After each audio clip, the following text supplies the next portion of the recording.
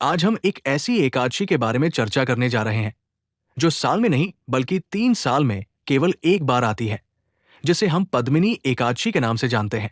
ये एकादशी अधिक मास या पुरुषोत्तम मास के शुक्ल पक्ष में पड़ती है और शास्त्रों में इसे बाकी सभी एकादशियों की तुलना में अत्यंत दुर्लभ और फलदायी माना गया है। कल्पना कीजिए कि जब साधारण एकादशी का व्रत करने से ही मनुष्य के जन्म जन्मांतर के पाप कट जाते हैं, तो साक्षात भगवान पुरुषोत्तम को समर्पित इस विशेष मास की एकादशी का प्रभाव कितना गहरा और प्रभावशाली होता होगा।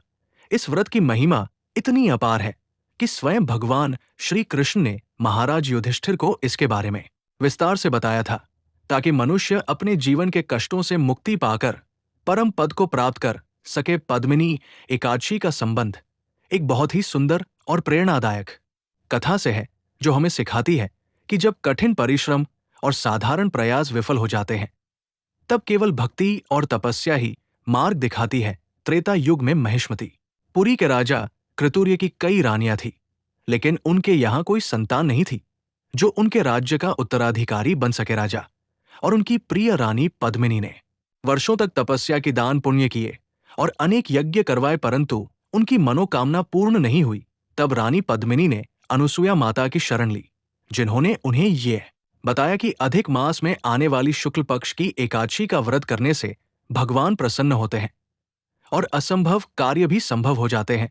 रानी पद्मिनी ने पूरे विधि विधान और अटूट श्रद्धा के साथ इस एकादशी का पालन किया, जिसके प्रभाव से भगवान विष्णु प्रकट हुए और उन्होंने रानी को वरदान मांगने को कहा। रानी ने बड़ी ही विनम्रता से अपने पति के लिए एक ऐसे पुत्र की कामना की जो सर्वगुण संपन्न हो और जिससे देव दानव या मनुष्य कोई भी पराजित न कर सके। इसी व्रत के पुण्य प्रताप से राजा कार्तवीर्य अर्जुन का जन्म हुआ, जो इतने शक्तिशाली थे कि उन्होंने रावण जैसे महान योद्धा को भी बंदी बना लिया था। ये कथा हमें ये विश्वास दिलाती है कि जब हम संसार की चकाचौंध को छोड़कर एकाग्र मन से भगवान की शरण में जाते हैं, तो वे हमारी हर शुद्ध इच्छा को पूर्ण करते हैं। व्यवहारिक रूप से देखें तो आज के भागदौड़ भरे जीवन में हम अक्सर मानसिक अशांति और खालीपन का अनुभव करते हैं, क्योंकि हम केवल बाहरी सफलता के पीछे बहुत तेजी से भाग रहे हैं।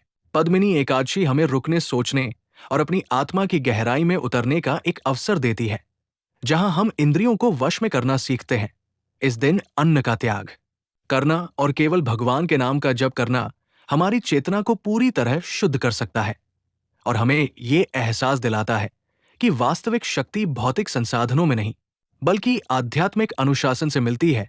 शास्त्रों के अनुसार जो व्यक्ति पद्मिनी एकादशी के दिन पूरी रात जागकर कीर्तन करता है और भगवान के दिव्य गुणों का गान करता है, उसे अश्वमेध यज्ञ के समान फल प्राप्त होता है। इस व्रत की महिमा का एक और सुंदर पक्ष यह है कि यह विशेष रूप से अधिक मास में आती है, जिसे भगवान ने अपना स्वयं का नाम पुरुषोत्तम दिया है। इस महीने में की गई भक्ति का फल करोड़ों गुना बढ़ जाता है। इसलिए पद्मिनी एकादशी पर किया गया छोटा सा प्रयास भी हमें वैकुंठ धाम के द्वार तक ले जा सकता है। ये दिन केवल भूखा रहने का नहीं है, बल्कि अपने भीतर की बुराइयों को त्यागने का और भगवान श्री कृष्ण के प्रति प्रेम को जागृत करने का दिन है। जब हम पवित्र भाव से इस व्रत का पालन करते हैं, तो हमारे परिवार में सुख शांति आती है और अंत समय में हमें यमराज का भय नहीं सताता। निष्कर्ष के तौर पर हमें यह समझना चाहिए कि जीवन के अंत में हमारे साथ केवल हमारी भक्ति और किए गए कर्म ही जाते हैं। पद्मिनी एकादशी एक ऐसा उपहार है जो भगवान ने हमें केवल इसलिए दिया है ताकि हम अपनी गलतियों को सुधार सके और उनके साथ अपना खोया हुआ संबंध फिर से स्थापित कर सके। जैसे रानी पद्मिनी ने धैर्य और विश्वास के साथ फल प्राप्त किया, वैसे ही हमें भी इस दुर्लभ अवसर को व्यर्थ नहीं जाने देना चाहिए।